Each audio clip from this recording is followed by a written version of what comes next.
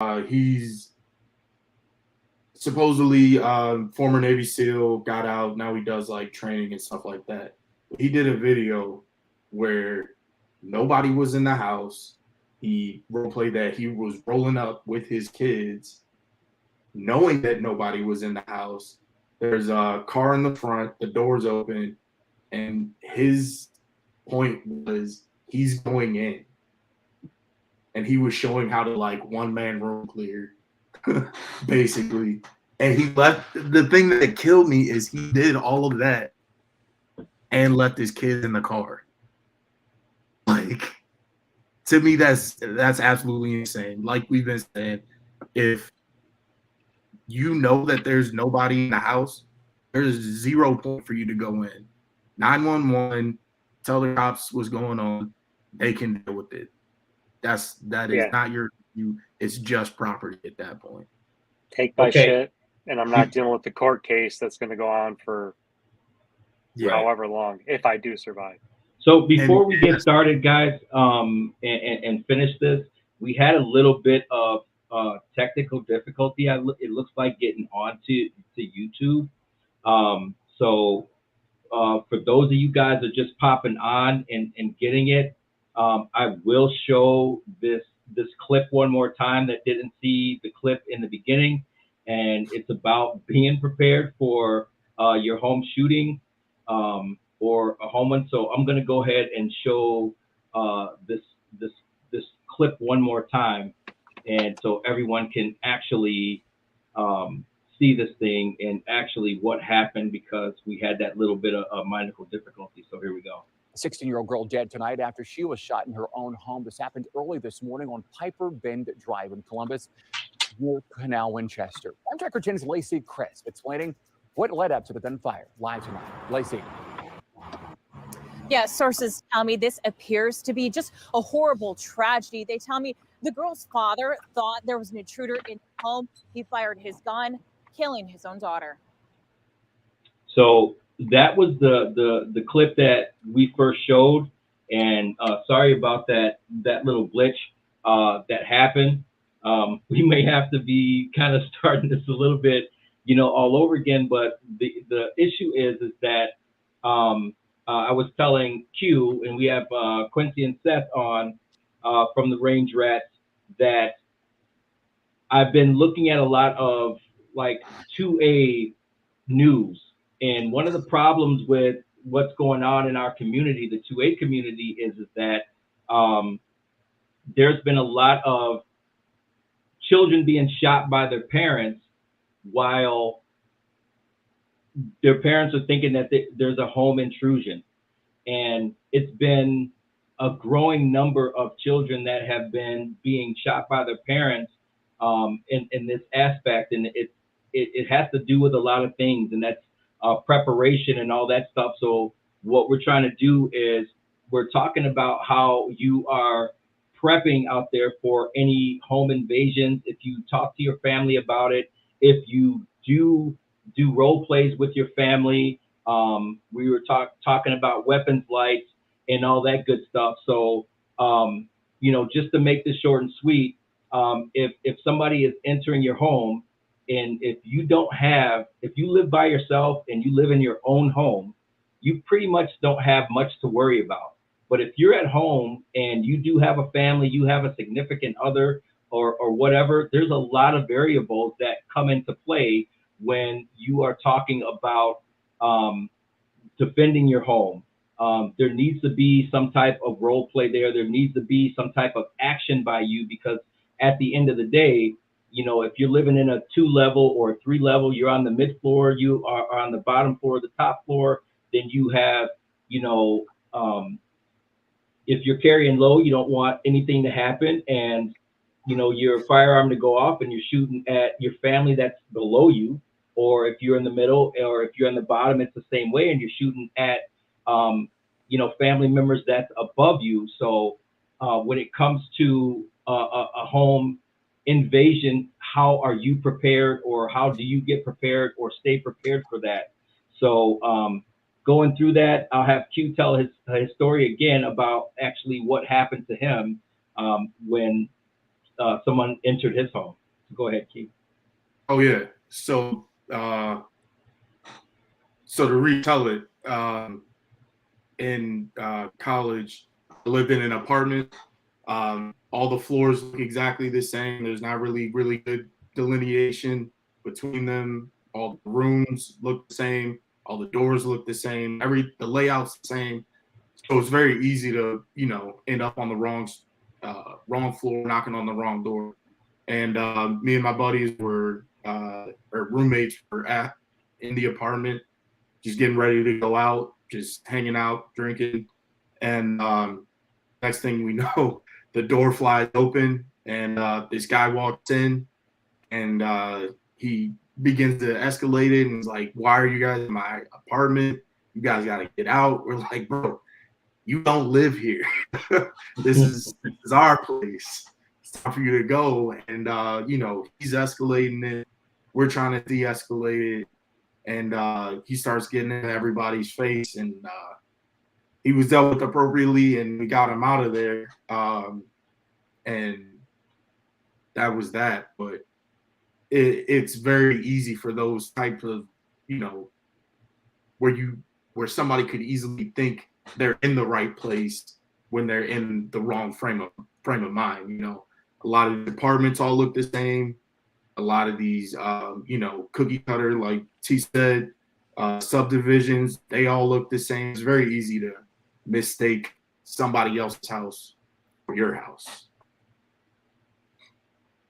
Yeah. So, with that being said, I'll bring back up the topic of, the lights and what do you use on your firearm, or do you use a tack light? Because some people will use a weapons light, and this again is a frame, and it's just a frame. It's all hollow. There's nothing in it. But if you're using a tack light and you're using that for home defense, and you're shining your tack light at the person, whether it be a home intruder or a kid or a neighbor, they are now looking down the barrel of your gun versus using a tack light where you just kind of go through your house and you're clearing your house or you're searching your house, like that point. And there's a lot of people that are on there that are out there that don't put weapons lights on there for that sentiment exactly, but a lot of people do, and a lot of people use them for shooting,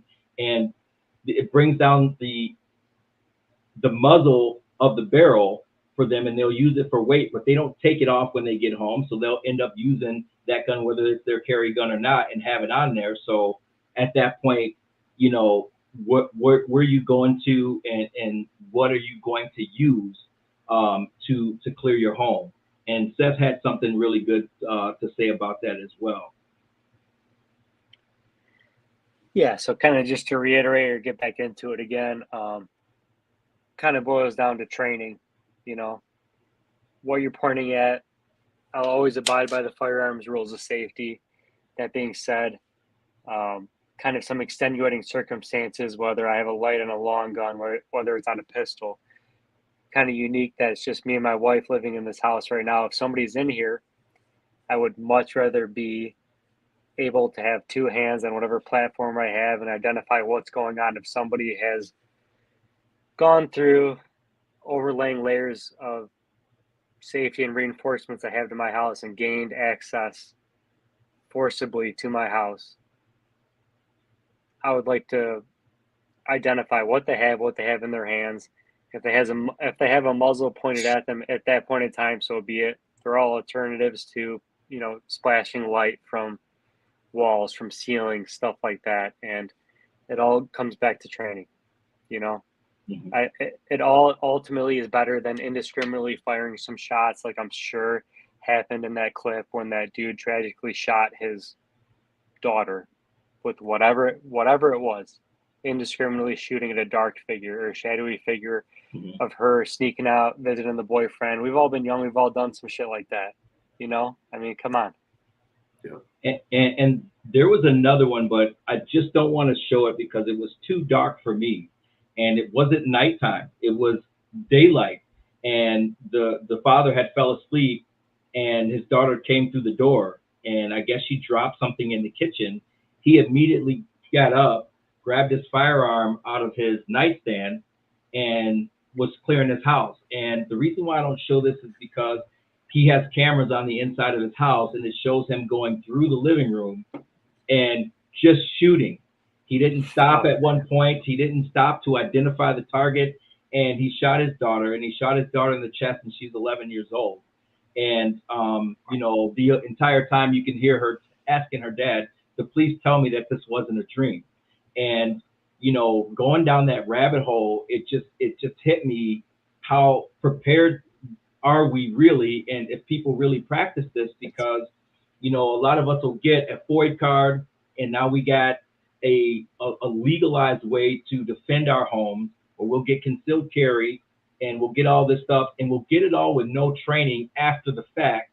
And so we don't know what cues to look for. We don't know what to do. We have not taken any classes. We have not gotten any training on this, and somebody's going to suffer in the end, because not only did he and these guys that we saw and that I saw last night, and a couple of them were some females too that shot boyfriends or shot their older son too, they have to live with that. And that is worse than death, because like Q said, you can come in and you can take my TV, you can take anything else as long as you don't bother my family. Why? Because I can get a new one. You cannot replace your loved one. And it's worse than death to be able to know that you made the mistake in a negligent discharge and, you know, killed somebody, whether it was your child or a family member or neighbor for that fact, and you have to deal with that. So for me, and what's going on Eyes and Ears Tactical, you have to deal with that. And once you're dealing with that, man, to me, that is a worse fate than death. So yeah, I'd kind of like to speak my piece on that whole thing. I say this a lot with new shooters that are getting into the home defense, CCL game, whatever it is. You start to carry a gun, and a lot of stuff feels like, okay, I'm carrying a hammer now. Everything looks like a freaking nail. It's not the problem solver, man. It's not for every situation. You hear the bump. I mean, a lot of us have lived decades and decades and never had to do anything with a firearm. It's a thinking thing. A firearm is a tool. It's a thinking thing, man. It is. And I've witnessed some stuff like this that I won't get into, but it's, you know, it's a lot of thought. That's all it is. You guys have taken classes. You guys are both very strong shooters that have done a lot of stuff. I'm sure you can identify with a lot of that, right? Yeah. Absolutely. And I guess for me, you know, when it comes to that, like, I literally was watching this stuff, and it became me wanting to see 2A News, to me feeling really scared about how this could actually affect someone's life, and then actually me feeling a lot of remorse, man. And I'm not gonna lie and say that it didn't affect me emotionally, because it did. Listening to that girl talk to her father like she did, man, it was really heartfelt. And I'm like, I can't show this one because it was just too dark for me. And the thing is that, man, it just it made me come to that. So with that being said, do you guys role play situations with your families, knowing what to do? I know Q said a little bit to that, but I'm going to have you kind of reiterate and go over kind of what you do. And in a minute, guys, I'm going to drop a link out. If you have families, if you have situations, feel free to drop in and state your case as well. But go ahead, Q. Yeah, man. So we haven't really necessarily like role played it to that extent, but we've definitely talked about it, and you know, what our game plan is, if you will. And so the example I gave was like kind of the generic one that we all think about, that bump in the night. What do you do? And from there, it kind of devolves into everything else, because it's ultimately the same thing, just in a different location. But it's essentially, at least for our room, it's roll out of the bed onto the floor because the way it's set up, the floor is out of sight on her side of the bed. Dial 911 while you're dialing, get ears on, and, you know, pray there's no booms.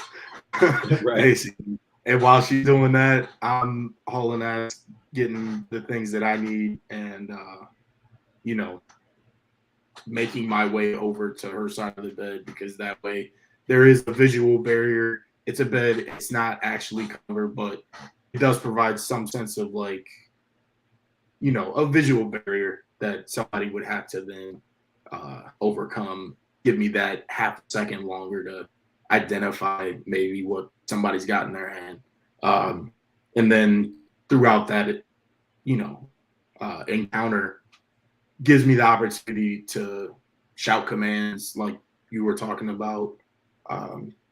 Get out, take what you have, get out, cops are on the way, that type of thing. So that's kind of where we're at. Yeah, and during my training, that was one of the biggest things, man, is that you know, no one really truly wants to, they want to come in your house when you're not home, but unfortunately, a lot of times people are home when they do come in your house. And one of the biggest deterrents that at first it seemed a little bit weird, but then once I started to think about it during my training session with home invasions, were screaming that out. You know, at that point, if you call a name, a person could have headphones in, or they could have this and that or whatever, and they may not respond, you know, to you right away. So you also have to have that, you know, that ability to be able to identify before you, you know, raise your weapon up as well. So, you know, my biggest thing was letting them know, hey, I am a firearms owner. If you don't identify yourself, you can and will be shot. Like, at that point, you're giving them that opportunity to respond, to run the other way, or to speak up and say, hey, you know, it's me. But at the same time, just like I said before, I know my home better than anybody else. So I know where I be, I know where I can identify, and I know where things are. Now, fortunately, I'm a super light sleeper. If a pin drops, I'm up. I'm just that way. I've been that way my entire life. I don't sleep through much. You know, my neighbor's dog start barking, it gets on my nerves. And, you know, I'll wake up, it'll mess up my sleep. But at the same time, you know, I could tell you guys we had a windstorm probably about a month ago, and we had a tarp on the back of our deck, and the tarp blew up over the house. But the way it sounded was somebody was coming through the garage. And, you know, my son was there. He heard the noise. I jumped up, I grabbed my firearm, and I knew that my family was home. But whoever what it was and wherever the sound was coming from, I felt I knew where that was coming from. So on the way down, you know, I'm headed downstairs. Like I said, my son's below me, so I'm not, you know, coming in and automatically low prone because my son's downstairs. I got nobody above me, so in high prone, I'm going downstairs to make sure that everything is good. Here's another thing: when you are checking and you are making sure and you are clearing your house and making sure that everything is okay, don't stand in front of the door. That's just, I've seen way too many videos of people standing in front of the door and people shooting right through the door. I did. I mean, I got down on one knee and I opened that door and I was to the side and I was, you know, no one answered, no one said anything. I was to the side and I was checking. And then my next thing was to go through the garage. So me and my son actually cleared our garage, you know, that way as well, because he also is, my older son is also he also owns a firearm. So we were able to do that. But that role play that we had with our families, that I have with my family, is what actually made it a success. Because could you imagine if that same thing happened? We never role played, we never had any of that stuff, and me and him are running around on two different levels with firearms, not knowing what to do. Right. You know, Some accidents happen. Yep. So role play, Seth. What do you guys do? Nothing I don't know, nothing that extreme, like, clearing the entire house out. We've kind of talked about sheltering in place, kind of like Q alluded to a little bit earlier. I have kind of a unique schedule where sometimes she is here by herself, so we've definitely discussed what to do for that, for her not to go hunting for something, to call 911, be in place. Um, Firearm fundamentals are huge. She goes out and she maintains her skills regularly. She has access to a firearm for when I'm not there.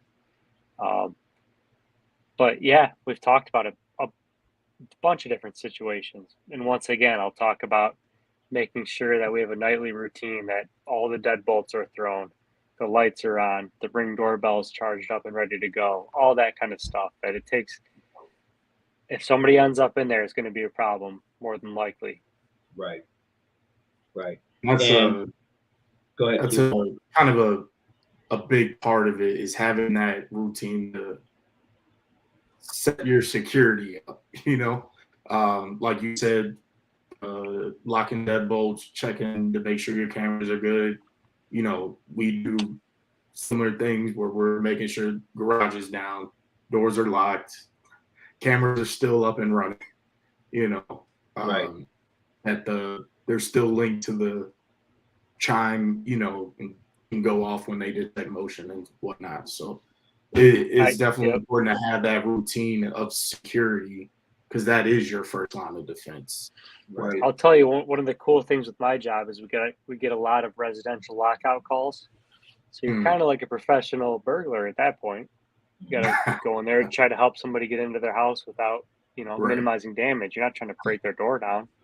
Right. And I mean, man, probably 90% of the time I can find a window unlocked. I can Oh yeah. spread a door jamb wide enough that I could pick the lock in the, in the garage man door or something. And it's a lot of houses are kind of unsecure. And it's just kind of eye opening, Yeah. which we're blessed living in the area that we all live in, that we don't have, Right. bars on the window, stuff like that, But Absolutely. it's just something to think about. It is something to think about. It really is. So for me, one of the biggest things as well is, um, one of my good buddies put something on his Instagram about kids in firearms as well, in firearms training, and as a parent, and as knowing that your kids need to have some sort of, and it's up to you parents. You do what you want to. It's your kids. I'll do what I want to. It's my kids. But at the same time, I can remember at the age of 9 shooting a double action 22 and learning how to shoot, those things, and understanding that I come from a military family. And with my family, it was important for my father to know that I knew how to properly work a firearm and properly shoot a firearm, and what the safety precautions of was it. And because he opened that up to me as a young kid, I didn't feel the need to want to snoop around, want to be around and see what I can get away with this firearm and gun, because I knew what it did and I knew what it felt. That's my opinion as a kid growing up. It kept me away from wanting to go to his safe and wanting to open it up and looking at what I couldn't touch. When I had the okay to be able to shoot it with him, of course, and my uncles and things like that, it made it okay to me, to the point where it wasn't something that I feel like I was getting away with if I was doing something bad. I was trained, I was taught on it, and that way I respected it from the beginning. And like I said, that my kids are 15 and 16. My two youngest, I have 4. My two youngest are 15 and 16. They both know exactly how to operate and run a firearm if need be. And I've taken them both to the range with me, and I've shot with them at the range, and they understand the importance and the respect that you must have with a firearm as well. Because, hey, I could say, I'm grabbing this, I'm going to do work, and I grab something and I go do work, and I end up getting hit, and the defense still has to stand. My wife is actually just as good as a shooter as I am, especially accurate accurate wise. And you know, my 16-year-old man, he loves shooting, and he's a great shot as well. But he has to be able to, because just like you said, Seth, there's been times where I've not been home for a week, and you know, that's a worry for a father who hops on a plane and goes to North Carolina or whatever for a week, and he's not home and worried about the protection of his family. So let me ask you this, T. I don't have kids, and so you said you don't have kids, right? So, at what age did you get your kids involved in, like, kind of like your action plan, right?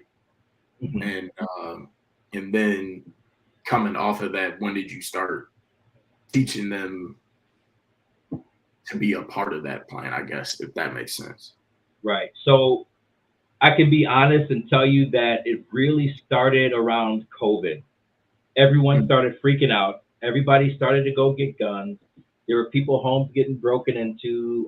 We had my daughter-in-law, her car got stolen out of our driveway. That feels like a home invasion.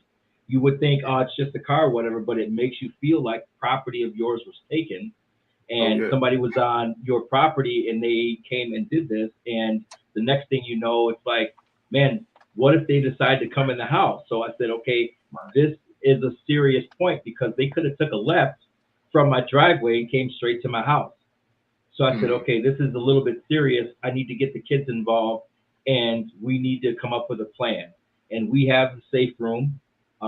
Like I said, there's going to be two of us that'll be, you know, alerting the authorities when it happens. The good thing is I do have a camera system as well. So guys, remember this: when you yelling out, "Hey, I am a firearms owner. If you enter my house, you can and will be shot." You know, at that point, you're covering yourself. That is recorded.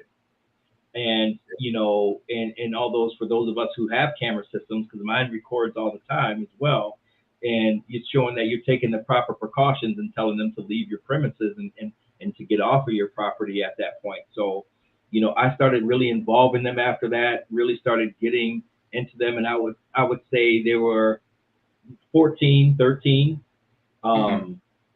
14, 13, when it's like, okay, this is what you got to do. If dad's down or if mom's down, here's what you have to do, you know. And, you know, we started with going through the safe. We started with, you know, firearms. Can you properly hold? Can you properly rack? Finger off the trigger until you have your sights on target and it's something that you want to shoot. Finger off the trigger, and going to the range with them and working on that with them. They now understand that that is, you know, part of the routine, even if they're shooting that paper. Yeah, you know, it's not something that they're bringing up and putting their finger on the trigger of that firearm and going right to the paper. So that's where I am, you know, with it, and that's when I really started to get serious about it. Yeah. And for all you guys out there, I did drop the link, the StreamYard link. So if you want to come in and say a little something, if you got something to say or add to it, feel free to hop on, and you can come in the conversation and join us. So, I mean, with that question, Q, I'm going to fire back at you with your fiance and how she is, because for those you guys don't know, Q's probably the only guy that I've ever seen shoot a 9mm standing up at a 200-yard target.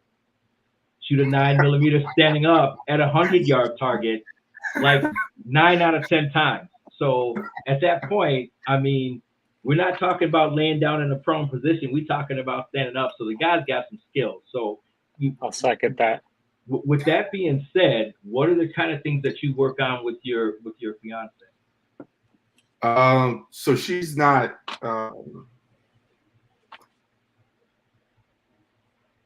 She's got the skills, right, to be able to take care of herself.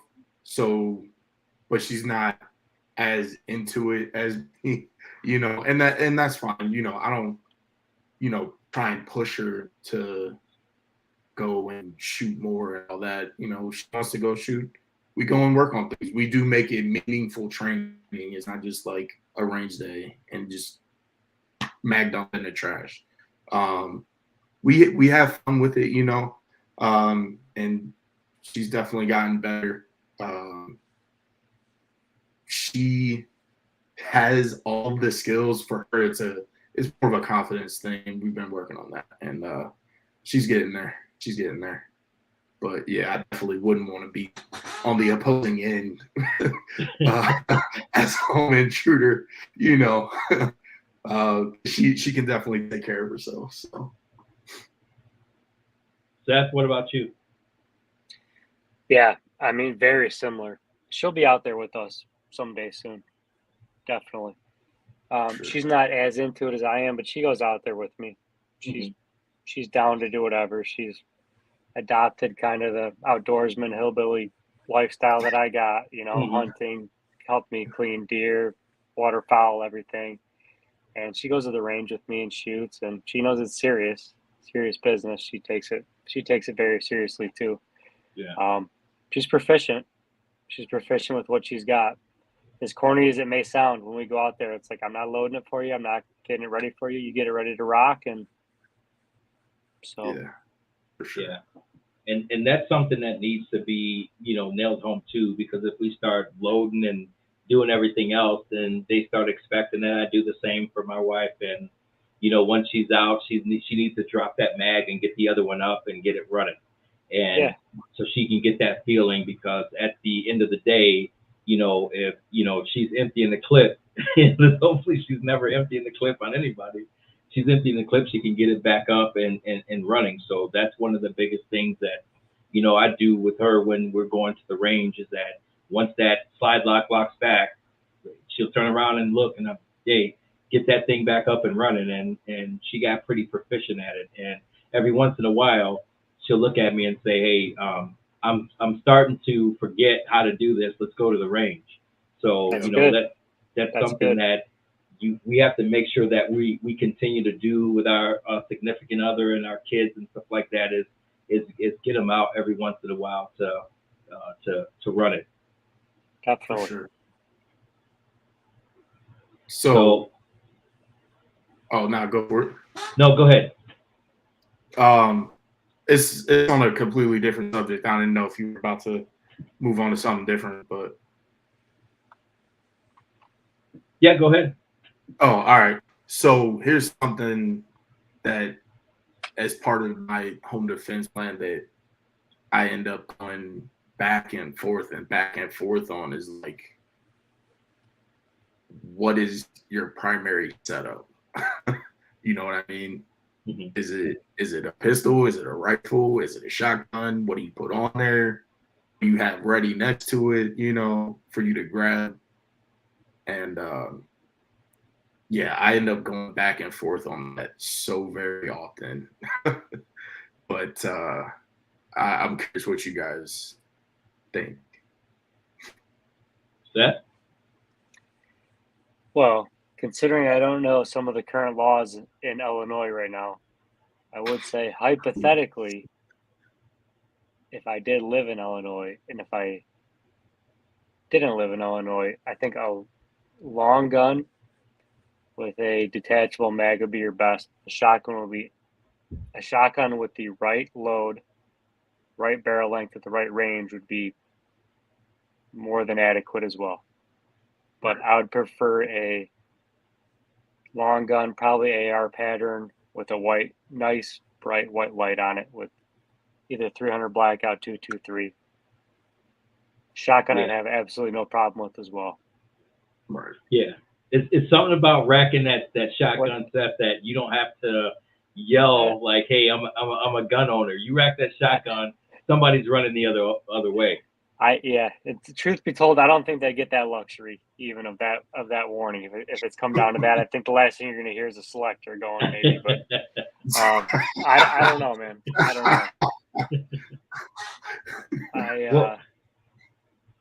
Honestly, at the end of the day, I know this sounds. I've said it time and time again. It sounds corny. Whatever you're proficient with, man. I mean, we shoot the shit out of pistols, don't we? Yeah, we do. I know. I don't want to kick in any of your guys' doors. You guys got your whatever pistol, your PSA set up, whatever, you know. So right. whatever you're proficient with. You run into somebody's house and all you hear is beep. Right. Right. Yeah, anything right here is going to be a bad day. That's for sure. Here up to here. So that whatever you zone. get, good hits. But primary setup, I'd probably go with the AR pattern with a nice bright white light and a dot of some sort. Doesn't have to be that. Irons, whatever, you know. Yeah. SD Marine, Jordan, how you doing? What's up, brother? How's it going? How's it going, man? Q and Seth, how's everybody? Doing well. How are you? Good. Okay. Let's see. A lot of conversation, just like anything else. I think you all touched all the points. Within a family, I think T and I talked about it again when we were at the meetup. Yep. I got two boys. So it's my wife, two boys upstairs. So my thing, I know where she is. I need to know where the other two are. Period. If I hear something, does that make sense? Yeah. Oh yeah. That's the first thing. If I can count 3 people upstairs and I hear something downstairs and somebody is there that shouldn't be there, don't need to be there. And just like what you said, make the announcement, man.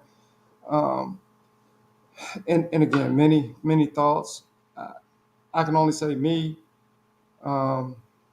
After taking a class years ago, started to say it to us because we were talking about weapon-mounted lights, this, that, and the other, whatever it could be inside a home. Light the house up. That's the reason why, this dude came up with the light bulb and electricity. Light the house up.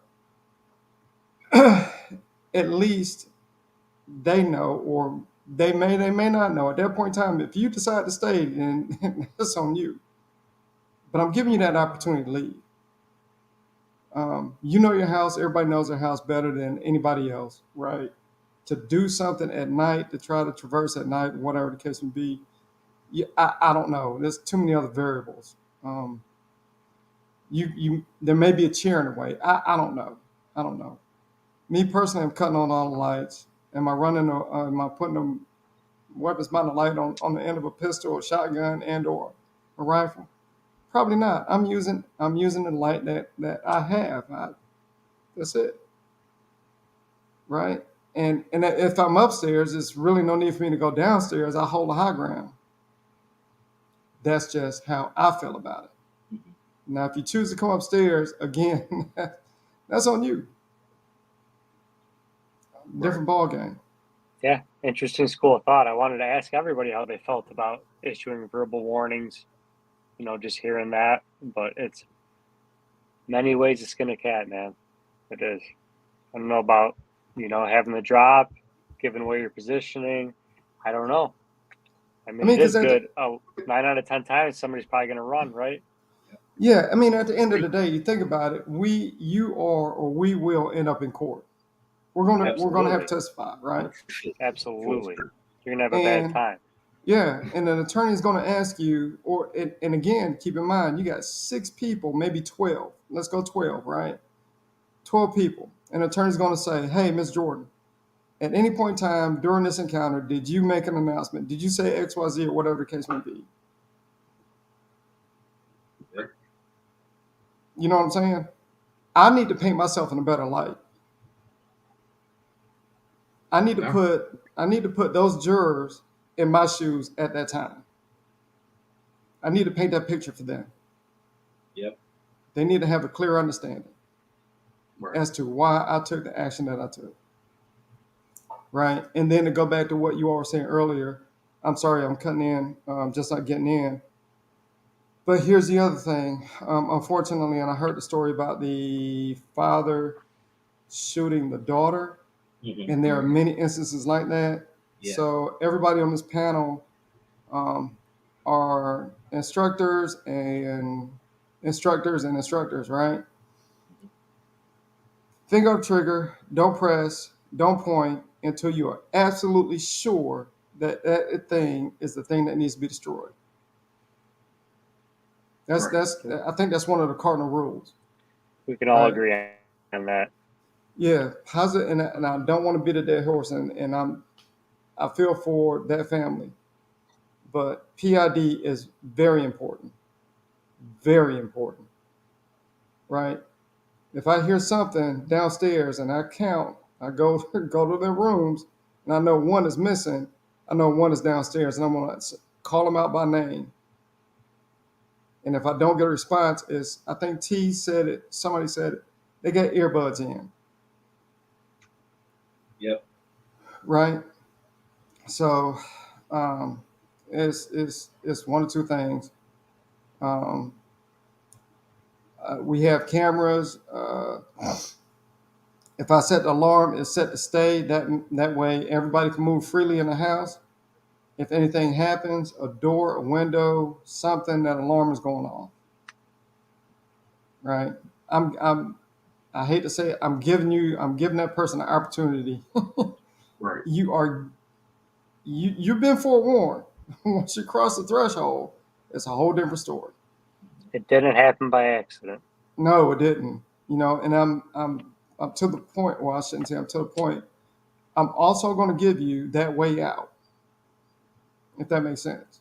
Yeah. No, sure. I mean, I think that's a pretty important thing to do, especially knowing full and well that you are going to end up in court. You are going to be judged by people who more than likely don't like guns, don't want anything to do with it.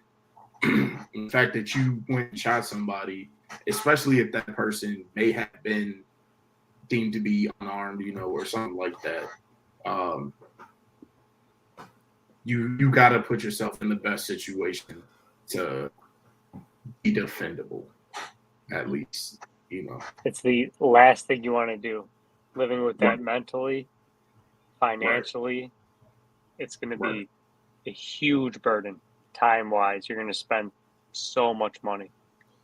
And I don't know too many people that will. I don't know. I can't say that if it happened inside my home, that I want to stay here. Right. Chicago Firearms, what's up? Well, the other thing is that I don't think that people really think about the aftermath. And the aftermath is whether you are on the receiving end or you were on the giving end, the aftermath is still going to destroy your life as you know it, to a certain extent, because you're not going to be the same person the next day that you were that last day. And you got court, you got work, you got all these other pressing issues that we go through on a day-to-day basis now that are now being affected by what you have just done. And at the end of the day, with that happening, that becomes an issue because it still has to be dealt with. You're going to court, like Seth was talking about insurance. I got insurance, for it as well, but I still don't want to go through it. And just to give you guys like kind of a small story, me and my wife were at Walmart. I was getting an oil change, and we had heard from one of her phone got a ping, and at another Walmart was someone going in. They were getting something done with their car. This was in Texas, I think, and they heard a little kid screaming, and both of them were concealed carry owners. They were listening for the scream. They went outside. They went around the Walmart, and there was some woods there, and they looked, and there was a guy and one guy standing there, and the guy that was doing the harm was on top of like a 8-year-old girl, and so he was attempted raping her. And here's what happened, and here's what I learned, and here's what my wife learned, and I'm really glad she was able to learn this, because they obviously got him off, but they held him at gunpoint until the police got there. So what she heard as a concealed carry owner is that these guys were obviously trained correctly because they didn't have to shoot. A lot of times we feel like when we get that license or we get that card, that gives us the green light to go ahead and put holes in someone without even thinking about the aftermath of what's going to happen. And that was reassuring to her because that's her biggest fear. Her biggest fear when she's carrying is she would have to pull the trigger, and you don't always have to. If that person turns around and runs the other way, and just like SD said, like they're getting in, but I'm giving you the same way out. If they're going out and they're running out your house because you have made that announcement, or they did hear that shotgun cock, there's no need to put one in them as they're doing that. I forget what the exact stat is, and thanks a lot CDC for deleting it, basically. But I think it was something like 6 million. Maybe that sounds bad. I don't remember what the exact number is, so I'm not going to quote a number. But it was basically for the amount of gun deaths that occur in the United States. There's infinitely more that are prevented by, someone with a gun without ever even firing a shot. It's the mere presence of that firearm being there just ends up ending the situation. So, and just like what you just, that example you just brought up, T, like they didn't have to shoot. The mere presence of that firearm ended that encounter. So, that's definitely something to think about. And the thing I want to whoever may be in the chat or maybe watching, I'm not the guy, and I don't. It's not doom and gloom for me. Like, be a responsible handgun owner.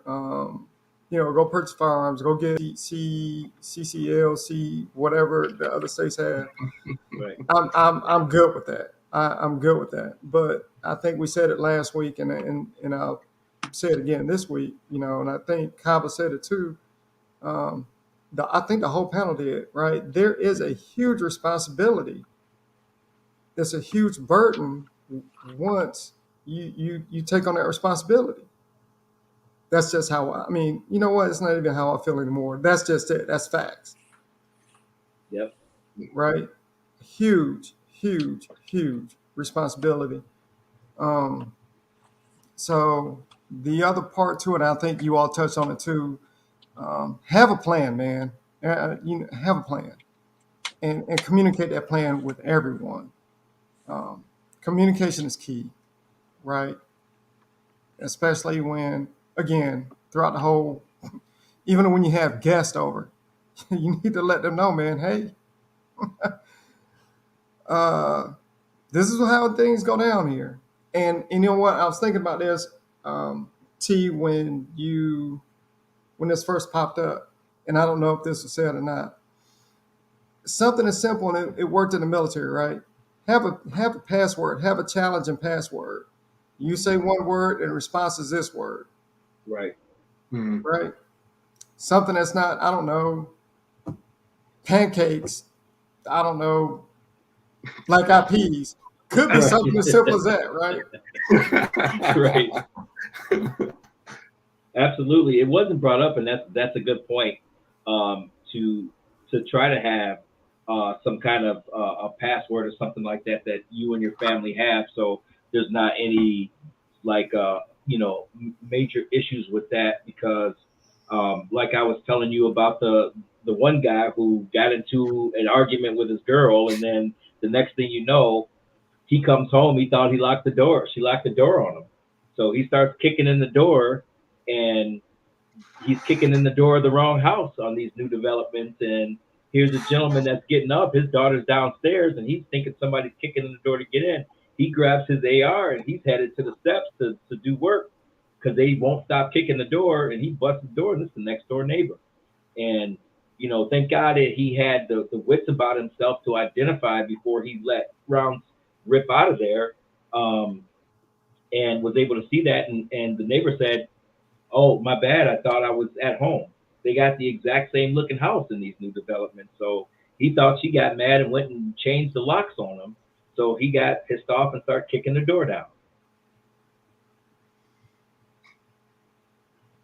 So, I mean, not to jump backwards, kind of, but I see Kaba had the question. I know, SD, you brought it up about not being with the weapon lights. The weapons lights, yes. Yeah. So my question to you is, do you turn the lights off in your house when you go to sleep, or do you leave them on? And if so, what's your plan to turn them on? So I have specific lights on in my house. So my house is never completely dark because somebody's always moving in my house. My house never, it's like a train station here. You know, somebody's always moving. So you turn the lights off, somebody's going to go to the bathroom. So we have a bathroom light on, our kitchen light is on.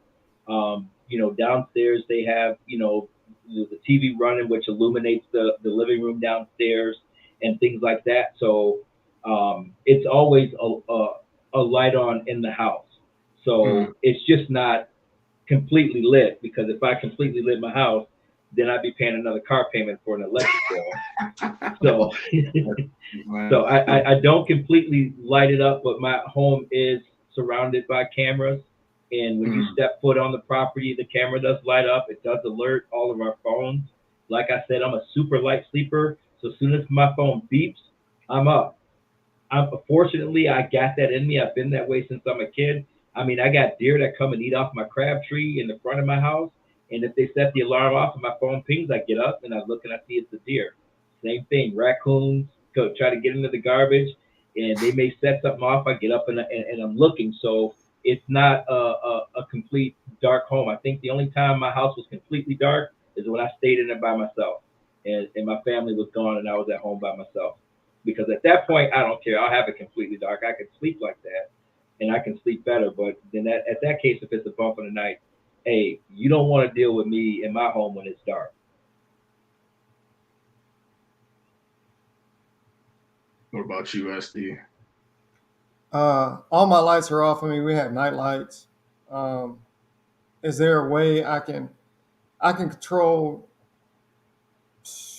pretty much the downstairs just off my phone? As far as cutting lights on, cutting lights off. Upstairs, like I said, is my two boys. They're in their rooms. We're in our room, and then there's a spare room. Nobody. I'm like I'm a light sleeper. Very rare do I go into a deep sleep. But again, if something happens, I can cut lights on downstairs just by using my phone, so I don't have to walk down and hit light switches. If that makes sense. Yeah. And I think just right before you popped on, SD, Seth or no, Q was asking what your weapon of choice is for home defense. So. Or do you feel like one's better than the other? I don't think anyone is better than the other. I think I heard Seth, two hands are always better than one on a firearm anyways, right? I don't need a flashlight in my hand and a pistol in the other. Something occupying something. Because again, unless, and Cabo put it in there, unless you train to that, right? Because there's been plenty of law enforcement officers that have been involved in shootings and or incidents where trying to put a handcuff on somebody and the hand is occupied with a flashlight or a gun in their hand. The hand is occupied with a flashlight, and now they get into this thing, and it's like, which one? I don't know which one to drop, right? I've seen it during training, right? They'll drop the wrong thing. And I'm like, what was that about? Right? Let's go ahead and restart and try this thing over again. Whatever's closest and in arm's reach for me, that's what I'm getting. Right. My wife sleeps with hers right on the nightstand, on her nightstand. That's one that she has, and then her other one is in her vehicle in the garage. I have one close to me. I have a shotgun ready to go, and I got an AR ready to go. So whichever one I can get to first. I'm the same way. I do prefer, the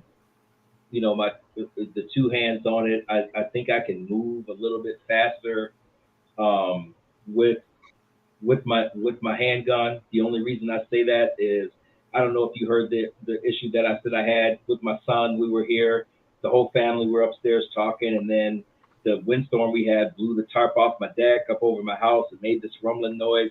Sounded like it was coming from the garage. I was able to move a lot quicker to get to the issue I felt with my handgun. That almost kind of like changed my thoughts a little bit, on that. I was really able to maneuver through my house a lot faster with that to get to where the problem is because, honestly, if that was the case, and it's my home, this is just my opinion. If it's my home and my family knows what to do, I'm going to the problem.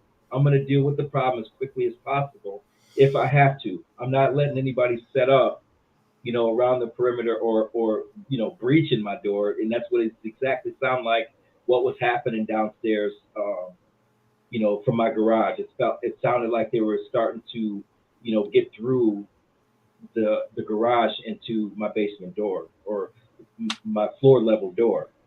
So I was going to greet them with happy open arms, if you know what I mean. So Right. at that point, that was just me. And like I said, I wasn't standing up, going to answer my door, standing up. Like that is another thing. I've seen too many incidents where people stand in front of the door, and now people are just shooting through the door.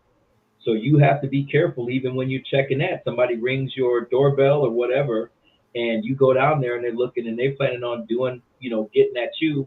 And just like you can, they can feel that pressure of somebody coming to the door and looking through the peephole. And that's what's great about the camera systems now is we don't have to go to our door even if we're home.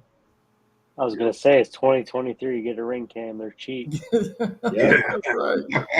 You don't even got to get a new one. Get a refurbished one on Amazon, man. For That's sure, what man. For sure. Save that money. And again, it's it's all on what you're comfortable with. I think I know we had this conversation off last week about the shotgun being a psychological deterrent, and it can be.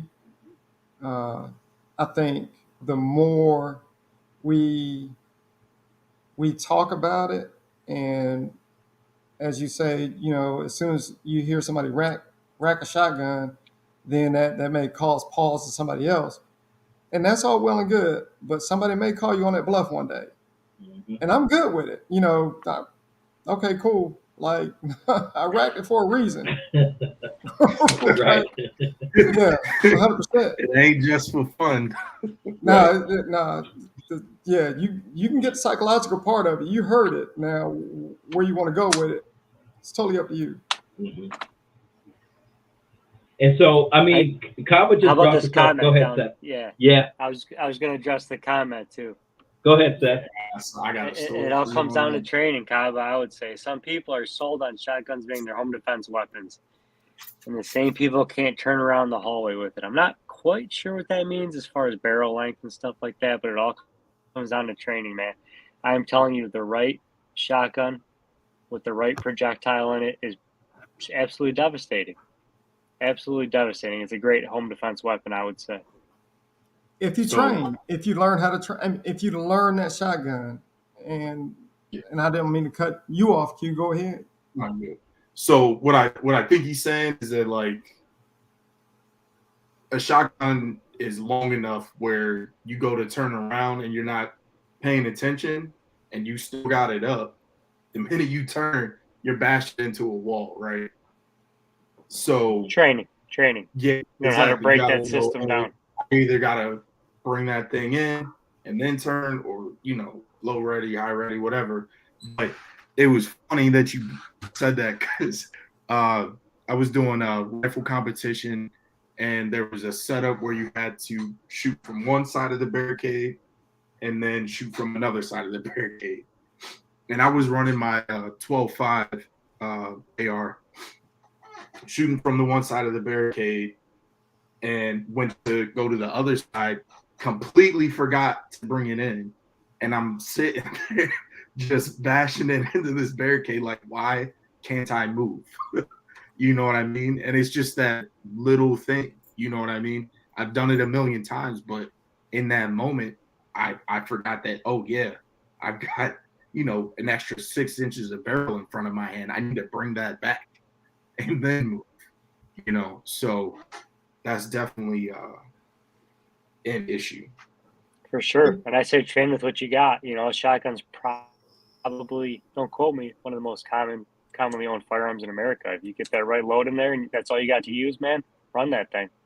Better than nothing. It's Get not some expensive. double aught in there, and it's not an expensive tool, right? And I go back to when we first did this thing overseas, right? You had these dudes clearing houses with M16A2s, and they were 20-inch H-bar barrels. They didn't have a problem with it. It can be done, man. It can be done. It can be done. It can be done, So- but again, it's time and training. Yeah. So on the shotgun note, here's my one hesitation with shotguns for home defense. What, it's messy? No, very, very. But one is, it goes back to training, right? It's not something I shoot every single day, or pick up and mess with and all that. But it's all manual, right? It's all on you. You have to rack after every single shot, unless you've got a semi-auto. And if you trust and believe in that semi-auto, then this isn't really what it's about, right? But for the most part, people have Mossberg 590 or Remington 870, some pump action shotgun, and you've got to rack every single time.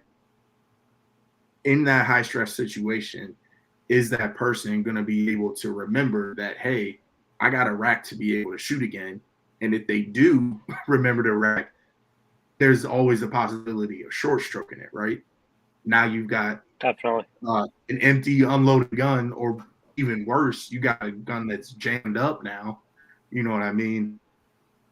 But it's like Kava was saying, and like what everybody else really has been saying, it's all about training. Yeah. absolutely. And you think about it, Q. We do it with ARs, right?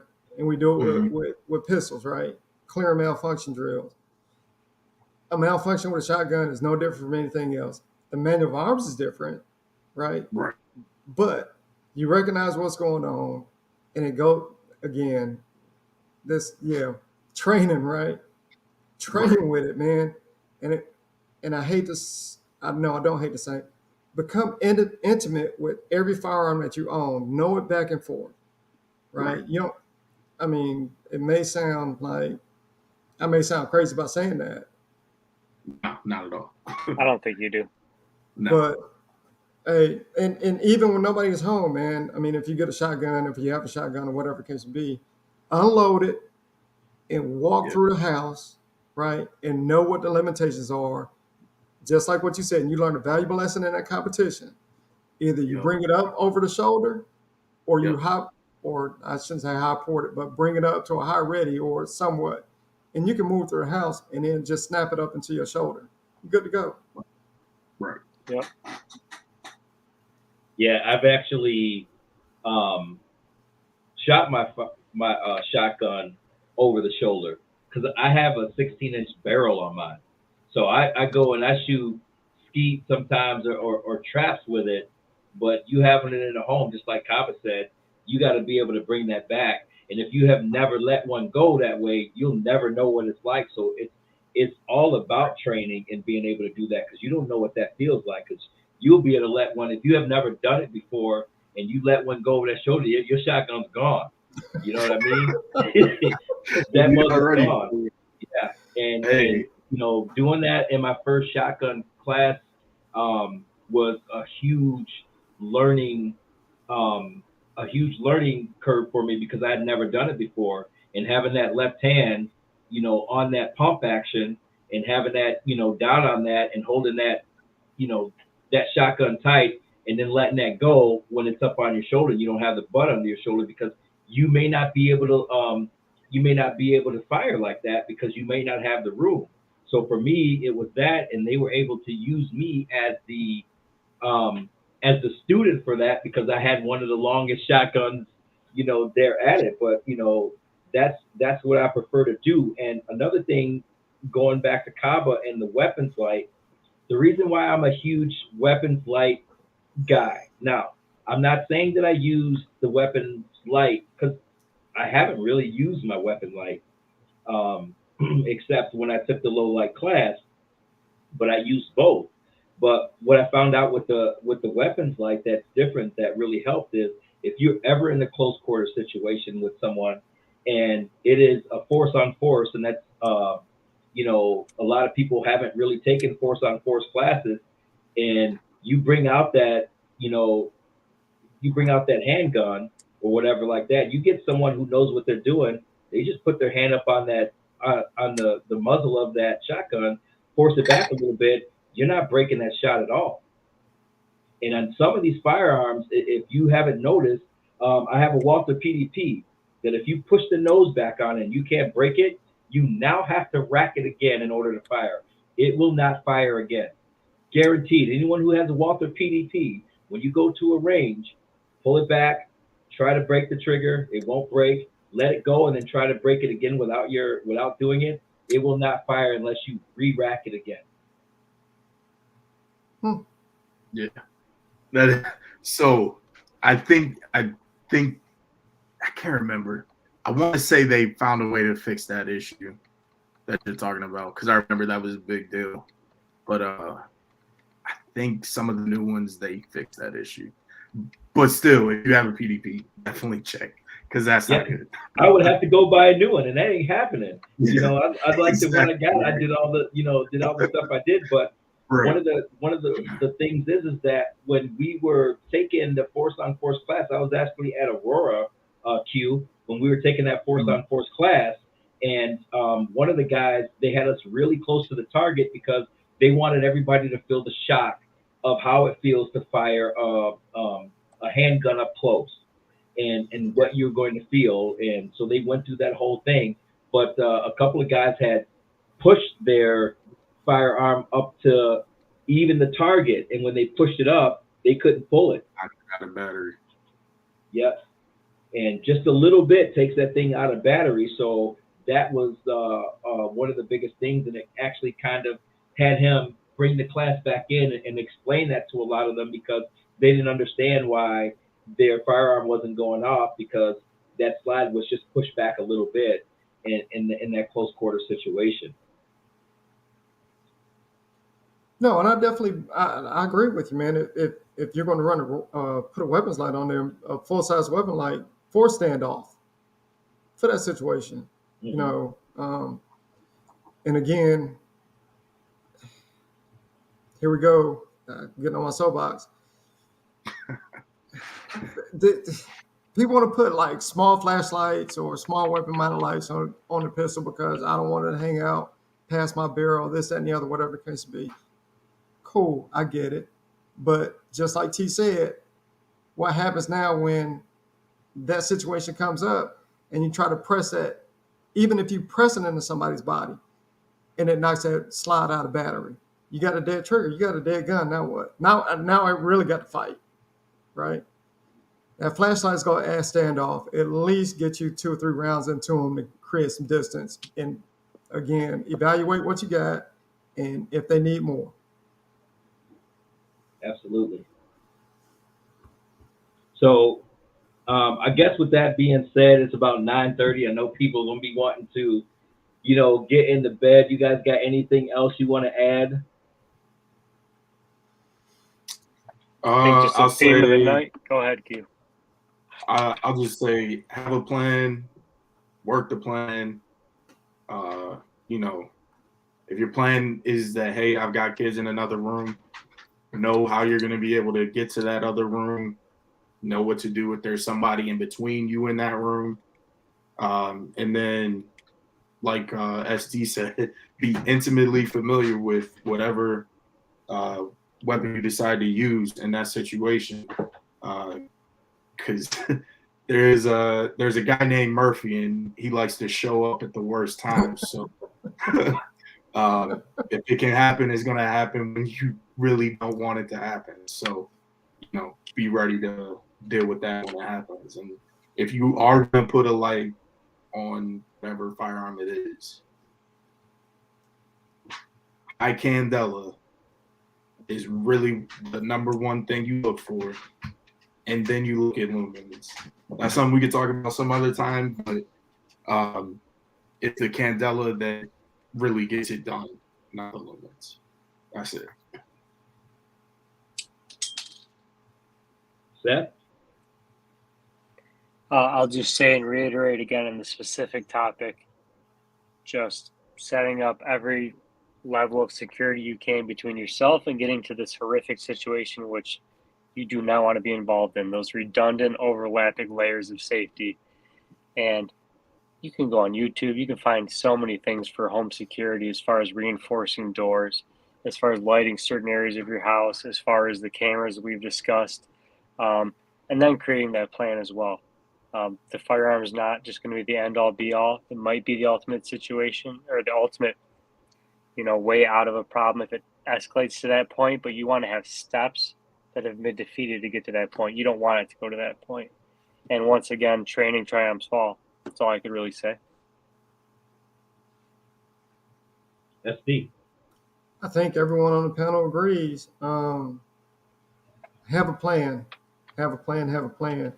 Communicate that plan to everyone that's in the home or anyone that, again, not share everything with if you have visitors with you, but just a little bit. And Kaba said it last week, and we all said it, and he threw it up again, right? Mm-hmm. People seek training. And again, I don't know. It's not hard. It is not a hard thing. You seek training, become familiar with firearms, have a plan in place. Absolutely. Right? So my final thoughts is there's 24 hours in a day. You work from 8 to 16 hours. You work 5 days a week, maybe 6 days. The rest of the time, you're usually dwelling at home. Your home is a place that you feel the most comfortable, where you get the most rest, and everything is where you put it. It's yours. It's where you dwell. It's where your family dwells. It's where your pets dwell. Why would you not make that the safest place and be prepared for anything that could happen to you or your loved ones? That's your number one priority if you are a firearms owner, period, is making sure that you are protected, your family are protected, and you have a plan, and you are training to that plan. So with that being said, guys, I appreciate you being on the live again. Of course, we'll come back next Thursday. For those of you guys that watch the live after it's over, make sure you leave some comments. Make sure you hit that like and subscribe. And everybody, like always, train hard, train often, man. And God bless. You guys have a good week. Good discussion. All right, you all as well.